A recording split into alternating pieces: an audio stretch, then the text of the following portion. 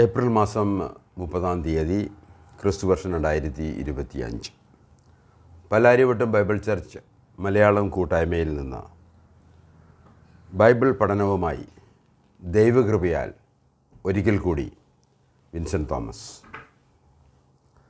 ദൈവം നൽകുന്ന ഓരോ അവസരങ്ങൾക്കായും ഞാൻ വ്യക്തിപരമായിട്ട് ദൈവത്തിന് നന്ദി പറയുന്നു. എൻ്റെ സന്ദേശം കേൾക്കുന്ന ഏവർക്കും യേശുക്രിസ്തുവിൻ്റെ നാമത്തിൽ കൃപയും സമാധാനവും നേരുന്നു. ഇന്നത്തെ തിരുവചന വായനയ്ക്കായി എടുത്തിരിക്കുന്ന വേദഭാഗം എഫേസ്യ ലേഖനം 4-ാം അധ്യായം അതിൻ്റെ 11 മുതൽ 16 വരെയുള്ള വാക്യങ്ങൾ. എഫേസ്യ ലേഖനം 11-ാം അധ്യായം 11 മുതൽ 16 വരെയുള്ള വാക്യങ്ങൾ. അവൻ ചിലരെ അപ്പസ്തോലന്മാരായും ചിലരെ പ്രവാചകന്മാരായും ചിലരെ സുവിശേഷകന്മാരായും ചിലരെ ഇടയന്മാരായും ഉപദേഷ്ടാക്കന്മാരായും നിയമിച്ചിരിക്കുന്നു. അത് നാം എല്ലാവരും വിശ്വാസത്തിലും ദൈവപുത്രനെക്കുറിച്ചുള്ള പരിജ്ഞാനത്തിലുമുള്ള ഐക്യതയും തികഞ്ഞ പുരുഷത്വവും ക്രിസ്തുവിൻ്റെ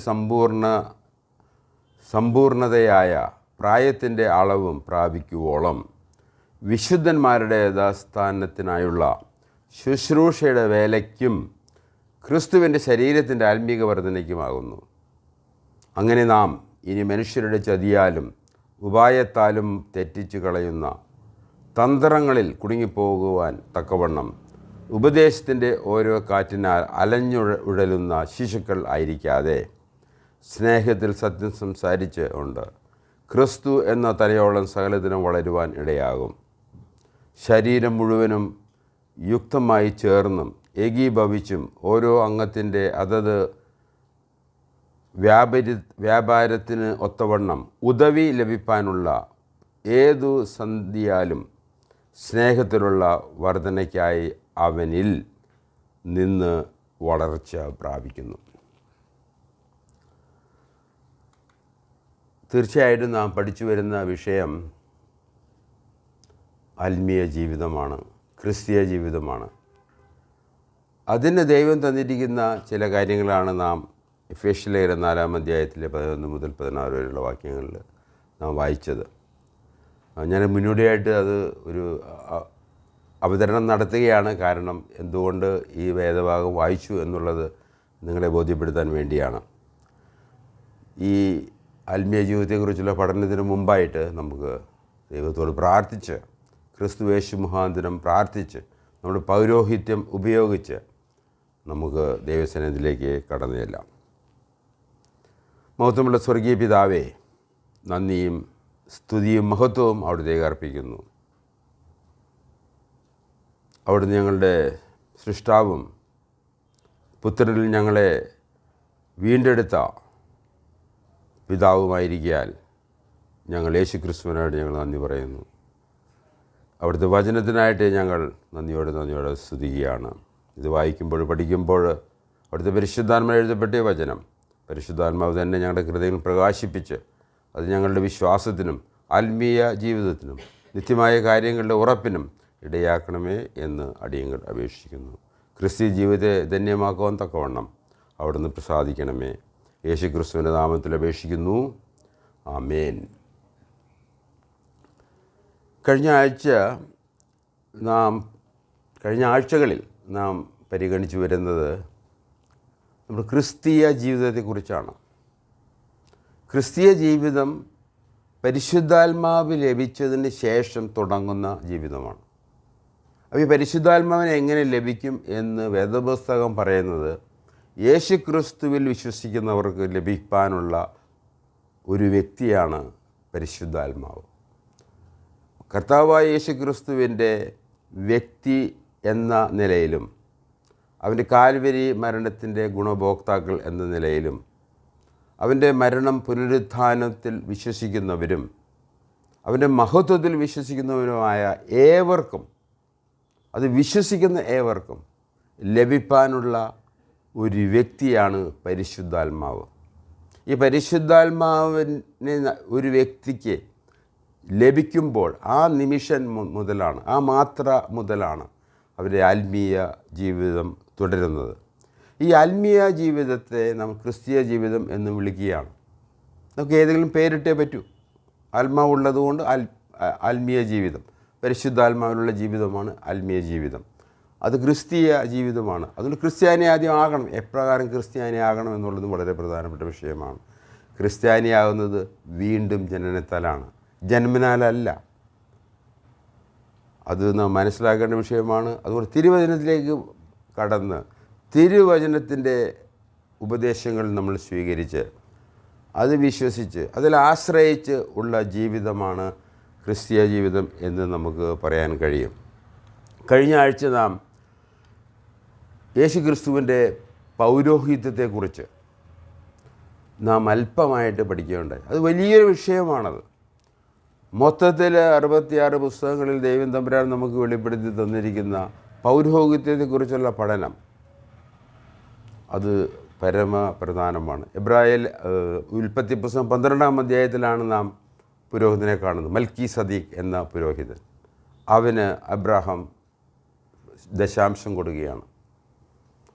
ആ പൗരോഹിത്യം അനുസരിച്ചാണ് യേശുക്രിസ്തുവിൻ്റെ പൗരോഹിത്യം.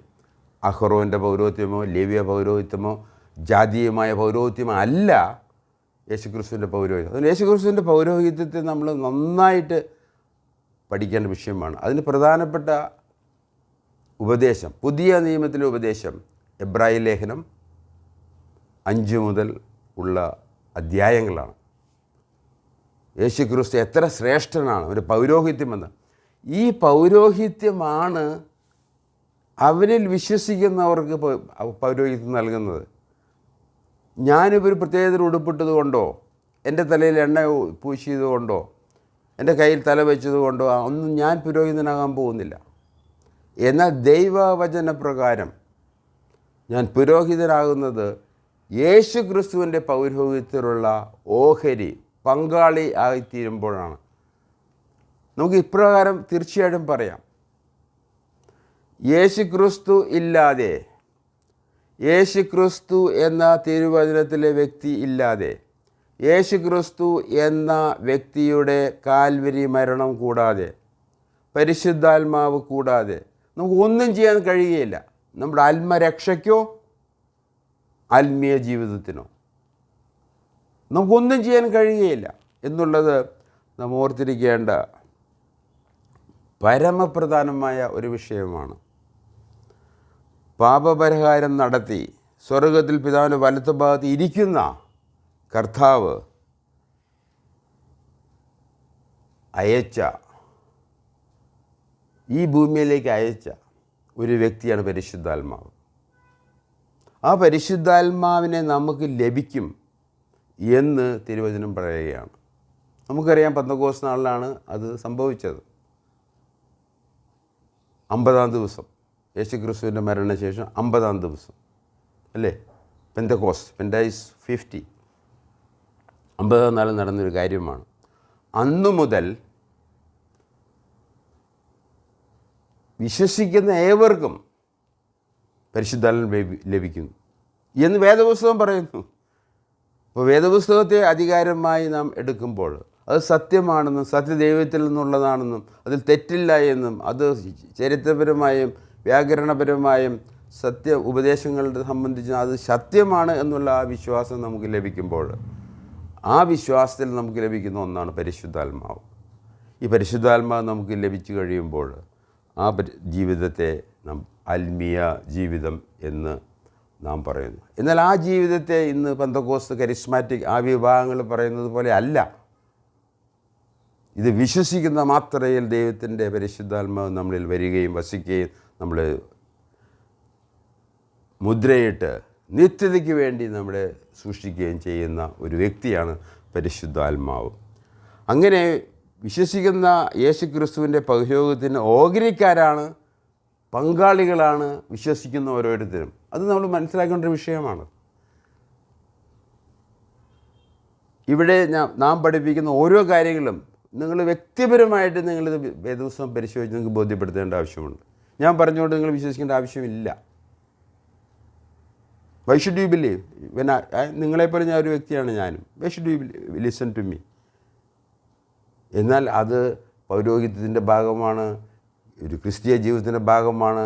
സത്യം വിളിച്ചു പറയുക, ധൈര്യത്തോടെ വിളിച്ചു പറയുക, സത്യത്തിന് വേണ്ടി നിലനിൽക്കുക, വിശ്വാസത്തിന് വേണ്ടി പോരാടുക എന്നുള്ളതെല്ലാം ഒരു ക്രിസ്തീയ വിശ്വാസിയുടെ ക്രൈസ്തവ ജീവിതത്തിൻ്റെ ഭാഗമാണ്. അതുകൊണ്ടാണ് നമ്മൾ ഈ ശുശ്രൂഷ ചെയ്യുന്നത്. എന്നാൽ കേൾവിക്കാർ അത് അപ്രകാരമോ എന്ന് പരിശോധിച്ച് വ്യക്തിപരമായിട്ട് ബോധ്യം വന്ന് അത് വിശ്വസിക്കേണ്ട ആവശ്യമുണ്ട്. ഞാൻ അങ്ങനെ ചെയ്ത വ്യക്തിയാണ്. ദീർഘ നൂറ്റാണ്ട് വർഷങ്ങളുടെ പഠനത്തിൻ്റെ ഫലമായി ദൈവം നൽകിയ ഒരു ശുശ്രൂഷയാണ് പാലാരിവട്ടം ബൈബിൾ ചർച്ച് മലയാളം കൂട്ടായ്മ. അങ്ങനെ നമ്മൾ പൗരോഹിത്യത്തിൽ യേശുക്രിസ്തുവിൻ്റെ പൗരോഹിത്യത്തിന് ഓഹരിക്കാരും പങ്കാളികളുമാകുന്നു. ആയതിനാൽ യേശുക്രിസ്തു വിശ്വസിച്ചവർക്ക് വ്യക്തിപരമായ പൗരോഹിത്യമുണ്ട് എന്ന് പറഞ്ഞുകൊണ്ടാണ് നമ്മൾ കഴിഞ്ഞ ആഴ്ചയിൽ ക്ലാസ് അവസാനിപ്പിച്ചത്. അതുകൊണ്ട് ഞാൻ പുരോഹിതനെങ്കിൽ പുരോഹിതൻ്റെ ജോലി ദൈവത്തിനും മനുഷ്യർക്കും മധ്യത്തിലുള്ള യാഗം അർപ്പിക്കാനുള്ള, അവന് to offer something to God, അതാണ് പുരോഹിതൻ്റെ ജോലി. അതുകൊണ്ട് നമുക്ക് വ്യക്തിപരമായിട്ട് നമുക്ക് ഓഫറിങ് നടത്താം. അവൻ്റെ നാമത്തെ ഏറ്റു പറയുന്ന നമ്മുടെ ജീവിതം തന്നെ അവനൊരു യാഗമായിട്ട് അർപ്പിക്കുന്ന ഒരുപാട് യാഗങ്ങൾ നമുക്ക് വ്യക്തിപരമായിട്ട് നമുക്ക് അർപ്പിക്കാൻ കഴിയും. അതിൽ ഏറ്റവും പ്രധാനപ്പെട്ട ഒരു കാര്യം നമുക്ക് പ്രാർത്ഥിക്കാമെന്നുള്ളതാണ്. നമ്മുടെ സൃഷ്ടാവായ ദൈവത്തിൽ നിന്ന് ആദാമിൻ്റെ പാപനിമിത്തവും നമ്മുടെ വ്യക്തിപരമായ പാപനിമിത്തവും ദൈവത്തിൽ അകന്നു പോയ നമുക്ക് ഏവർക്കും യേശു ക്രിസ്തു മൂലം പരിശുദ്ധനായ ദൈവത്തിൻ്റെ അടുത്തിലേക്ക് സമീപത്തേക്ക് വരാമെന്നുള്ളത്, അവനോട് പ്രാർത്ഥിക്കാം എന്നുള്ളത്, അവനോട് സംവാദിക്കാം എന്നുള്ളത്, അവനോട് അപേക്ഷിക്കാം എന്നുള്ളത്, യാചിക്കാം എന്നുള്ളത് ഈ പൗരോഹിത്യത്തിൻ്റെ മഹോന്നതമായ ഒരു ഭാഗമാണ്. അതുകൊണ്ട് നാം വിശ്വസിക്കണം. പരിശുദ്ധാത്മാവ് ലഭിച്ച ഉടനെ തന്നെ നാം അത് ഉപയോഗിച്ച് ആത്മീയ ജീവിതം തുടങ്ങണം. നമ്മുടെ ശുശ്രൂഷകളെ നാം മനസ്സിലാക്കണം, നമ്മുടെ താലന്തുകളെ മനസ്സിലാക്കണം, നമ്മളുടെ കൃപാവരങ്ങളെക്കുറിച്ച് നാം മനസ്സിലാക്കണം. അതുകൊണ്ടാണ് എഫേസ്യർ 4-ാം അധ്യായം വായിക്കാനിടയായത്. അവൻ ചിലർക്ക് ചില കാര്യങ്ങൾ കൊടുത്തിരിക്കുകയാണ്. എല്ലാവർക്കും കൊടുത്തിട്ടില്ല. ദൈവത്തിന് ഇഷ്ടപ്രകാരം ദൈവം തൻ്റെ വിളിക്കൊത്തവണ്ണം, തൻ്റെ ശുശ്രൂഷകൾക്കൊത്തവണ്ണം ദൈവം പലർക്ക് പല വിധത്തിലുള്ള കൃപാവരങ്ങൾ നൽകുകയാണ്. എന്നാൽ അത് തീർച്ചയായിട്ടും നാം അത് മനസ്സിലാക്കി അത് ഉപയോഗത്തിൽ ആയിത്തീരണം. പ്രത്യേകിച്ച് ഇന്ന് യുവാക്കളുടെ മധ്യത്തിൽ ഉള്ളൊരു വിഷയം, ഞാനത് മത്തായിയുടെ സുവിശേഷം 25-ാം അധ്യായത്തിൽ നിന്ന് വായിക്കാൻ ഓർപ്പിക്കാൻ ഞാൻ ആഗ്രഹിക്കുകയാണ്. 25-ാം അധ്യായത്തിൽ അതിൻ്റെ ഒരുപാട്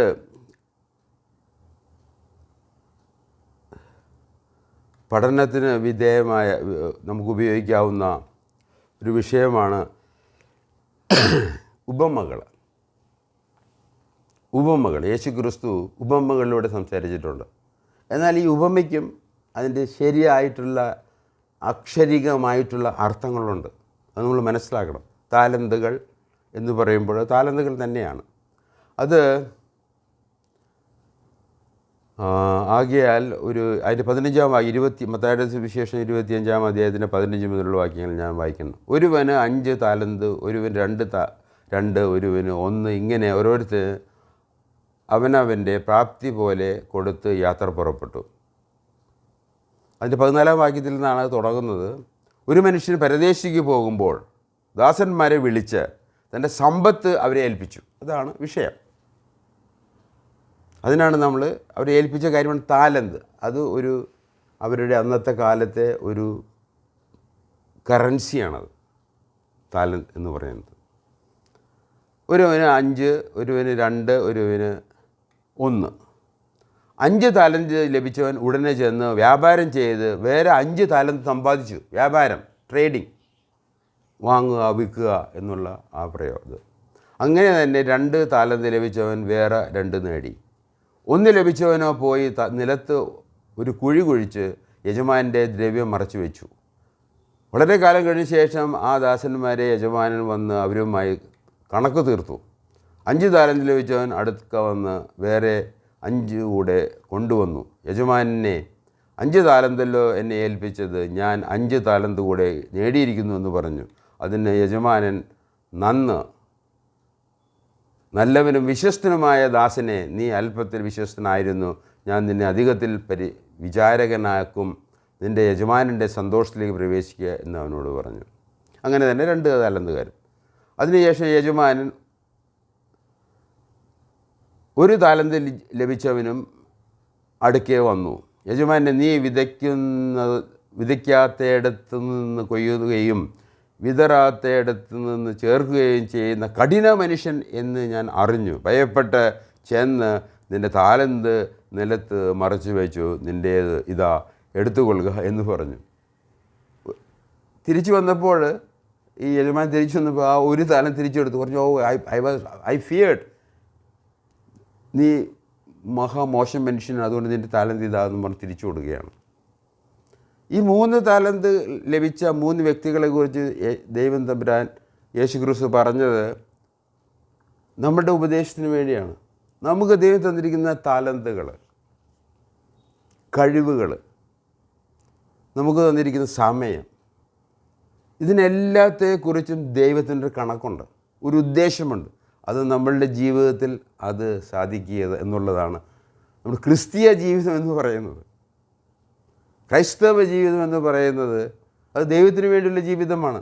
ദൈവത്തിൽ നിന്ന് പ്രാപിച്ച് ദൈവത്തിന് വേണ്ടി ജീവിക്കുക, അതാണ് ക്രിസ്തീയ ജീവിതം. എന്നാൽ ഈ ദൈവമായിട്ട് നമുക്ക് അടുക്കാനും പരിശുദ്ധനായ ദൈവമായിട്ട് പ്രാർത്ഥിക്കാനും നമ്മുടെ പൗരോഹിക ശുശ്രൂഷ ലഭിക്കുവാനും നമ്മൾ പാപികളായതുകൊണ്ട് അസാധ്യമാണ്. അതുകൊണ്ട് ഈ പാപമാണ് വിഷയം. ആ പാപത്തിൻ്റെ വിഷയവും അതിന് പരിഹാരമാണ് കർത്താവായ യേശുക്രിസ്തു നമുക്ക് വേണ്ടി ചെയ്തത്. അതുകൊണ്ട് യേശുക്രിസ്തു ഇല്ലാതെ നമുക്ക് യാതൊരു കാരണവശാലും ദൈവത്തിൻ്റെ അടുത്തേക്ക് പോകാൻ പറ്റത്തില്ല. അതിന് നമുക്ക് യോഹന്നാൻ്റെ സുവിശേഷം 15-ാം അധ്യായം അതിൻ്റെ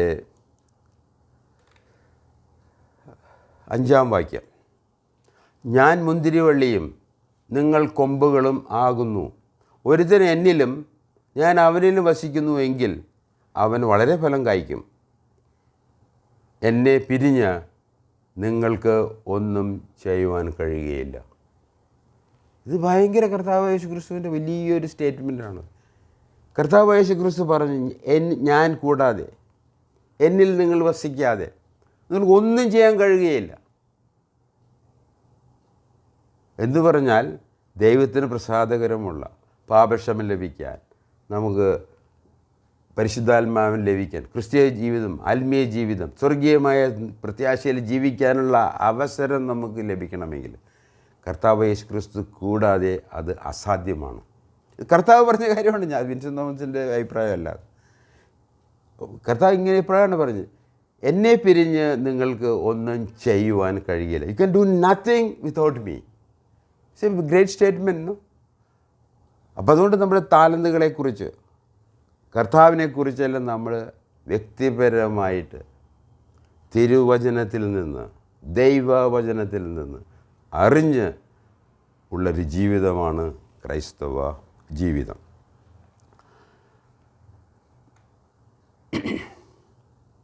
അങ്ങനെ പുരോഹിതരായി നമുക്ക് വ്യക്തിപരമായി ദൈവസന്നിധിയിലേക്ക് കടന്നു ചെല്ലാം. നമ്മുടെ താലന്തുകൾ ഉപയോഗിച്ച് ദൈവം തന്നിരിക്കുന്ന കൃപയ്ക്കൊത്തവണ്ണം നമ്മൾ നല്ലത് ചെയ്ത്, അത് അക്കാഡമിക്സിലാകാം, സ്പോർട്സിലാകാം, ആത്മീയ ജീവിതത്തിലാകാം, എല്ലാ തുറകളിലും, all fields of life, everything നമുക്ക് ദൈവത്തെ മഹത്വപ്പെടുത്താൻ കഴിയും. ആ ഒരു ജീവിതമാണ് വാസ്തവത്തിൽ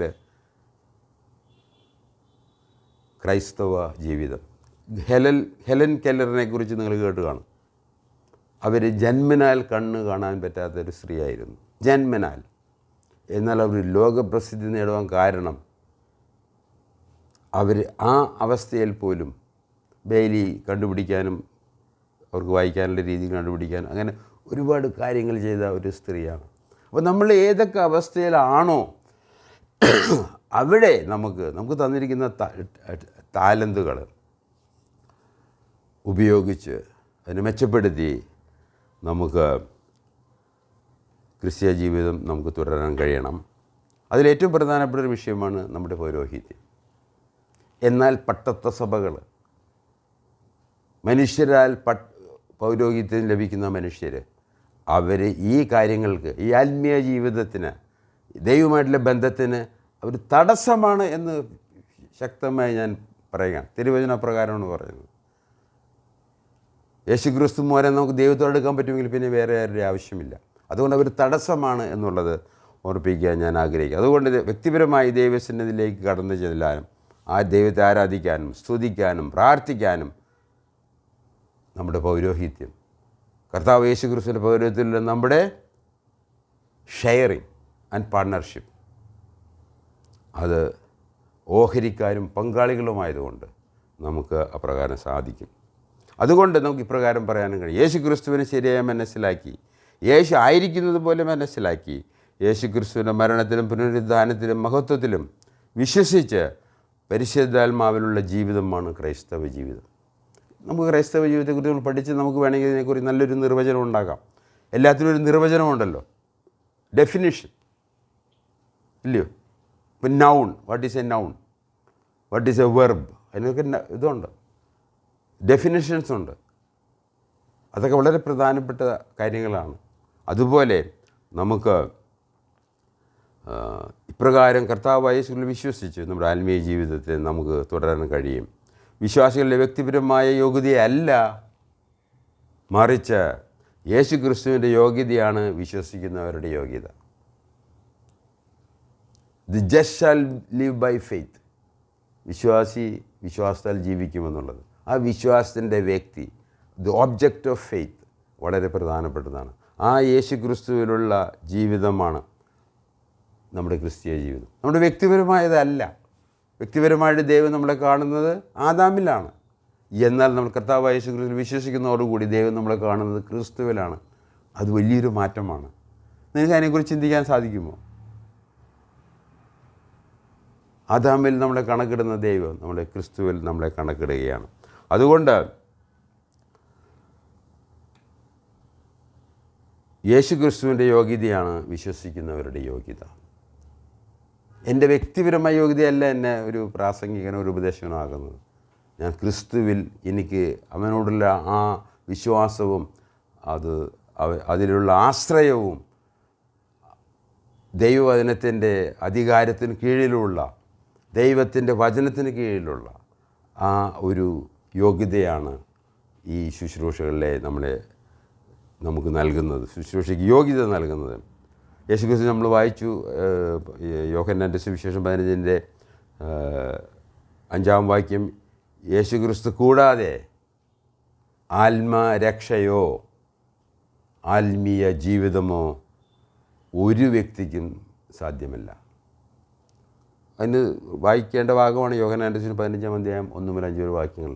കർത്താവ് പറഞ്ഞു, ഞാൻ മുന്തിരിവള്ളി, നിങ്ങൾ ശാഖകളുമാകുന്നു. അല്ലേ? അങ്ങനെയല്ലേ തുടങ്ങുന്നത് 1-ാം വാക്യത്തിൽ, ഞാൻ സാക്ഷാൽ മുന്തിരിവള്ളിയും എൻ്റെ പിതാവ് തോട്ടക്കാരനും ആകുന്നു. എന്നിൽ കായ്ക്കാത്ത കൊമ്പ് ഒക്കെയും അവൻ നീക്കിക്കളയും. പിതാവിനെയും ചൂണ്ടിക്കാണിച്ച് പറയുകയാണ്. അതുകൊണ്ട് പിതാവ് ആകർഷിക്കാതെ ആരും ക്രിസ്തുവിലേക്ക് വരുന്നില്ല. ക്രിസ്തു പറഞ്ഞു, ഞാൻ ഉയർത്തപ്പെട്ടാൽ എല്ലാവരെയും ആകർഷിക്കും. അപ്പോൾ അങ്ങനെ ഒരു ആകർഷണം നമ്മുടെ ജീവിതത്തിൽ ഉണ്ടാകാൻ തക്കവണ്ണം നമ്മൾ ദൈവാശ്രയമുള്ളവരായിരിക്കണം. You are depend upon, you have to be God. അതാണ് ഗോഡ്ലി പീപ്പിൾ എന്ന് പറയുന്നത്. അല്ലാതെ ഫുൾ സ്ലീവ് ഇട്ട് വെളുത്ത വസ്ത്രം ധരിച്ച് പ്രത്യേകതരം മുടി വെട്ടി നടക്കുന്ന വ്യക്തികളല്ല ദൈവഭക്തന്മാർ. ദൈവഭക്തന്മാർ ശരിയായിട്ട് നമ്മുടെ സൃഷ്ടാവിനെ അറിഞ്ഞ് പിതാവിലും പുത്രനിലും പരിശുദ്ധാത്മാവിലുള്ളൊരു ജീവിത ശൈലിയാണ് നമ്മുടെ ആത്മീയ ജീവിതം. എന്നാൽ നമ്മൾ ക്രിസ്തീയ ജീവിതത്തെക്കുറിച്ച് പഠിക്കുമ്പോൾ വിവിധ മേഖലകളുണ്ട്. ക്രിസ്തീയ ജീവിതത്തിന് വിവിധ മേഖലകളുണ്ട്. Many portions for our Christian way of life. വിവിധ മേഖലകളുണ്ട്. ഒന്നാമത്തെ മേഖലയാണ് നാം കർത്താവ് യേശുവിൽ വിശ്വസിച്ച് പാപമോചനം ലഭിച്ച് നീതീകരിക്കപ്പെട്ട് ദൈവമായിട്ടുള്ള നിരപ്പ് പ്രാപിച്ച് ദൈവമായിട്ടുള്ള യേശുക്രിസ്തുവിൻ്റെ പൗരോഹിത്യത്തിന് പങ്കാളികളായിട്ട് പ്രാർത്ഥിച്ചും സുവിശേഷീകരിച്ചൊക്കെ നമ്മുടെ ആ ജീവിതം കൊണ്ട് ദൈവത്തെ മഹത്വപ്പെടുത്തുക എന്നുള്ളതാണ് നമ്മുടെ ക്രിസ്തീയ ജീവിതം. To glorify God, that is our Christian way of life. അത് നമ്മൾ 1 കൊറിന്ത്യർ 10-ാം അധ്യായത്തിൻ്റെ 31-ാം വാക്യം പലവട്ടം വായിച്ചിട്ടുള്ളതാണ്. ഒരിക്കലും ഓർപ്പിക്കാനാകരുത്. തിന്നാലും കുടിച്ചാലും എന്ത് ചെയ്താലും അത് ദൈവമഹത്വത്തിനായിട്ട് ചെയ്യുക. Wonderful no? എന്ത് തിന്നാലും കുടിച്ചാലും എന്ത് ചെയ്താലും അത് ദൈവമഹത്വത്തിനായിട്ട് ചെയ്യുക. രണ്ടാമതായിട്ട്,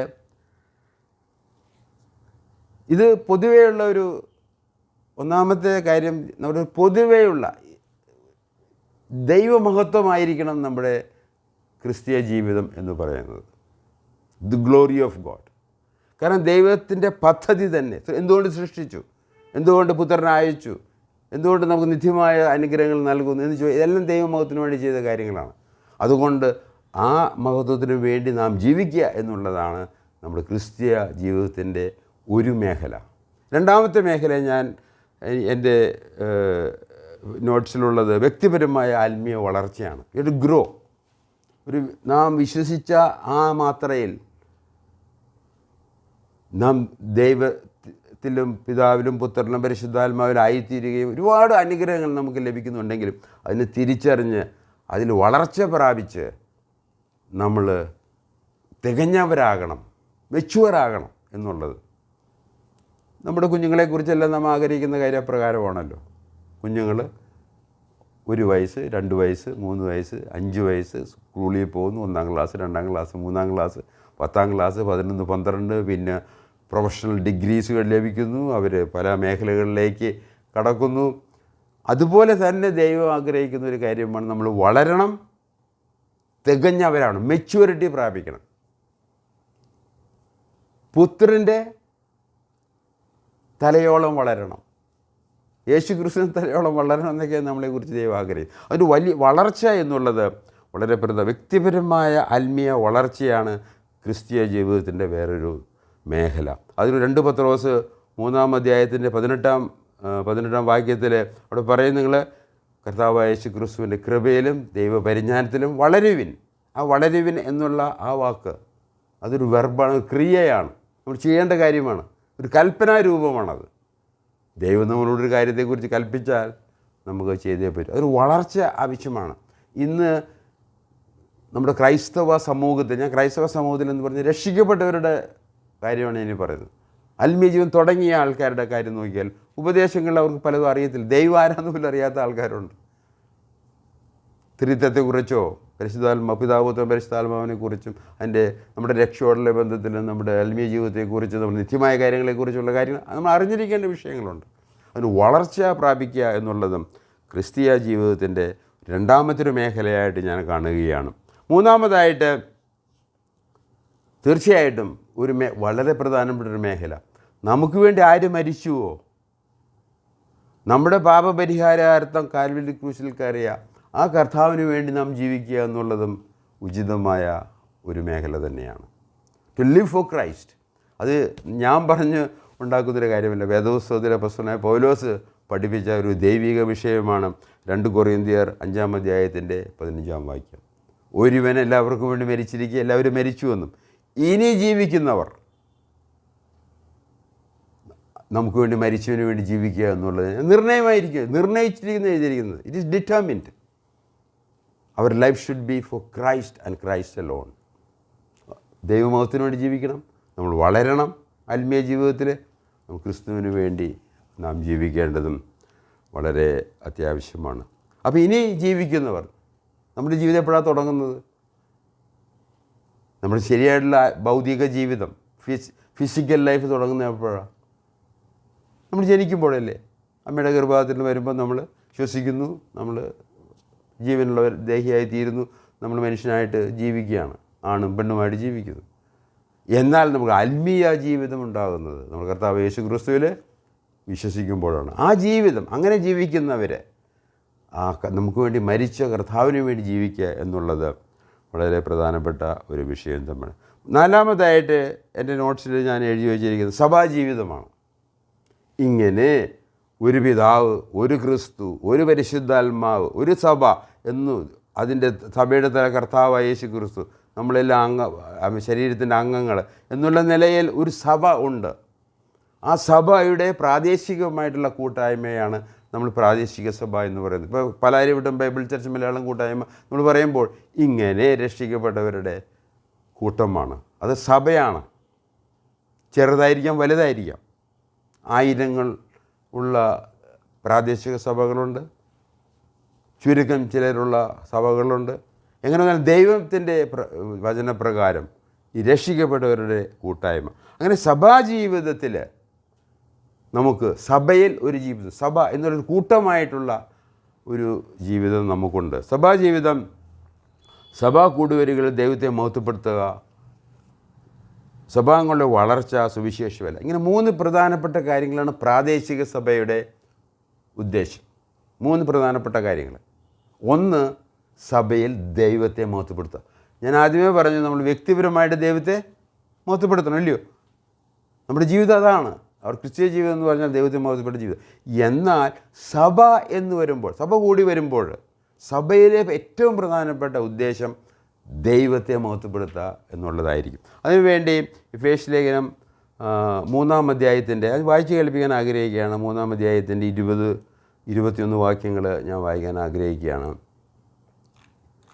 എഫേസ്യ ലേഖനം 3-ാം അധ്യായത്തിൻ്റെ 20-21. എന്നാൽ നാം ചോദിക്കുന്നതിലും നനയ്ക്കുന്നതിലും അത്യന്തം ഉപരിയായി ചെയ്യുവാൻ നമ്മിൽ വ്യാപരിക്കുന്ന ശക്തിയാൽ കഴിയുന്നവന് സഭയിലും യേശുക്രിസ്തുവിലും എന്നേക്കും തലമുറയായും മഹത്വം ഉണ്ടാകട്ടെ.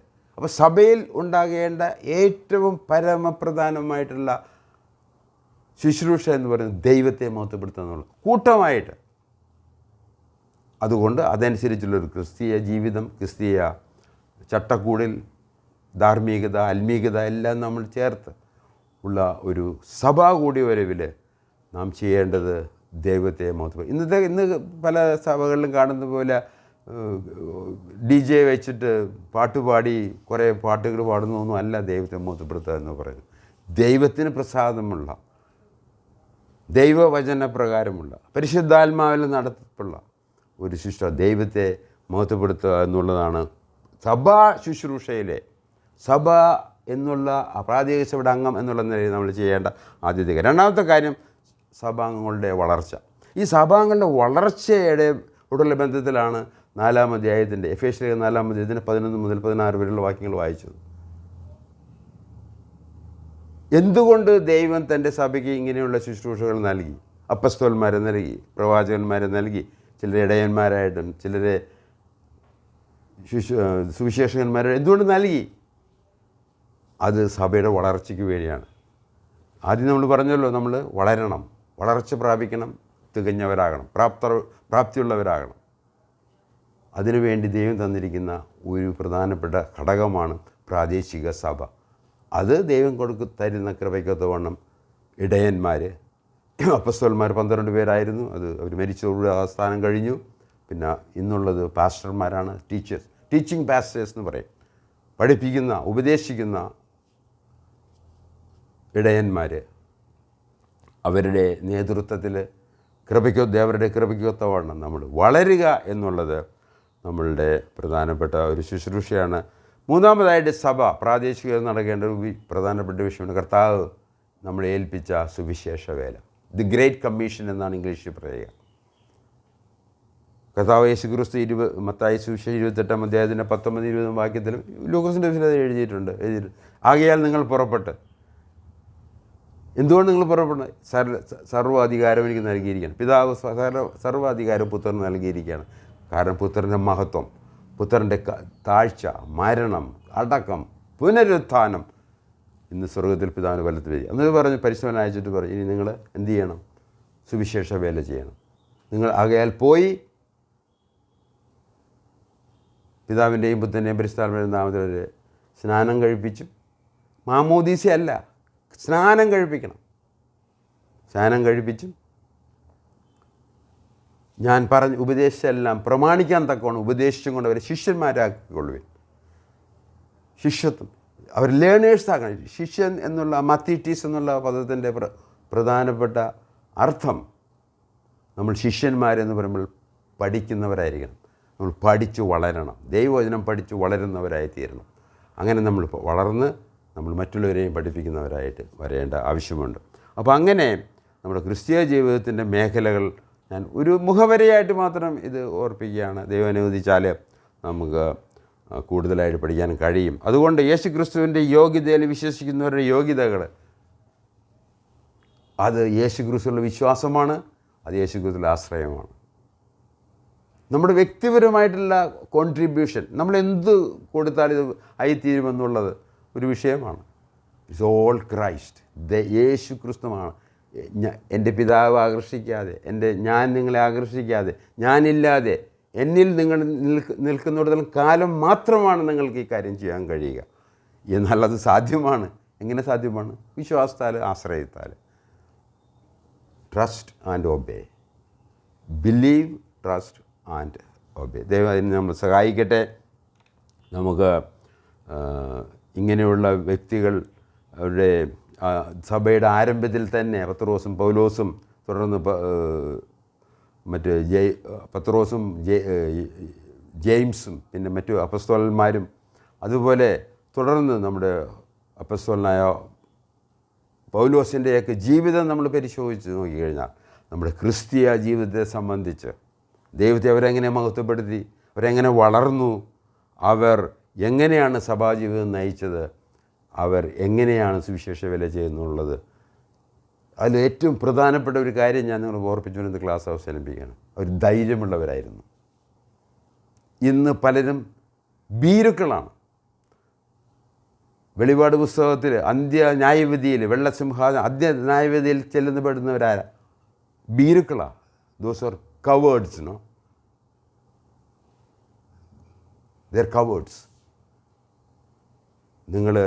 നിങ്ങളുടെ പൗരോഹിത്യത്തിൻ്റെ അറിയാതെ മറ്റുള്ളവരുടെ പൗരോഹിത്യത്തിൽ മാനുഷികമായ പൗരോഹിത്യത്തിൽ ആശ്രയിച്ച് മുന്നോട്ട് പോയാൽ, ഭീരുക്കളായിട്ട് ജീവിച്ചാൽ അത് ദൈവത്തെ പ്രസാദിപ്പിക്കുന്നതായിരിക്കില്ല എന്ന് പറഞ്ഞ് എൻ്റെ ക്ലാസ് അവസാനിപ്പിക്കാൻ ഞാൻ ആഗ്രഹിക്കുകയാണ്. ദൈവം അനുവദിച്ചാൽ അടുത്ത ആഴ്ച നമുക്ക് ഈ പത്രോസിൻ്റെയും മറ്റും ധൈര്യത്തെക്കുറിച്ച് നമുക്ക് പഠിക്കാൻ ദൈവം നമ്മളെ സഹായിക്കട്ടെ. നമുക്കിപ്പോൾ പ്രാർത്ഥിച്ച് ഇന്നത്തെ ക്ലാസ് നമുക്ക് അവസാനിപ്പിക്കാം. ഞങ്ങളുടെ ദൈവമായ കർത്താവേ, സ്വർഗീയ പിതാവേ, അവിടുത്തെ പുത്രനായിട്ട് ഞങ്ങൾ നന്ദി പറയുന്നു. പുത്രൻ നൽകിയിരിക്കുന്ന പൗരോഹിത്യവും അതുവഴി നൽകിയിരിക്കുന്ന മഹാ അനുഗ്രഹങ്ങളും ക്രിസ്തീയ ജീവിതത്തെക്കുറിച്ചുള്ള ഞങ്ങളുടെ കാഴ്ചപ്പാടുകളിലും കർത്താവ് ഞങ്ങളെ സഹായിക്കണമേ എന്ന് ഞങ്ങൾ പ്രാർത്ഥിക്കുന്നു. യേശുവിൽ വിശ്വസിക്കുവാൻ, ഞങ്ങളുടെ ക്രിസ്തീയ ജീവിതം ആരംഭിക്കുവാൻ യേശു ക്രിസ്തുവിൽ ആരംഭിച്ച് അവനിൽ വസിച്ച് അത് പൂർത്തീകരിക്കുവാൻ, അനുഗ്രഹങ്ങൾ പ്രാപിക്കാനും ഇടയാക്കണമേ എന്ന് അടിയങ്ങൾ അപേക്ഷിക്കുന്നു. ഇപ്പോൾ കർത്താവേ, അവിടുന്ന് ഞങ്ങളെ പിതാവിൻ്റെ സ്നേഹത്തിലും പുത്രൻ്റെ കൃപയിലും പരിശുദ്ധ നടത്തത്തിലും ഞങ്ങളെ നടത്തണമേ. യേശു ക്രിസ്തുവിൻ്റെ നാമത്തിൽ അപേക്ഷിക്കുന്നു.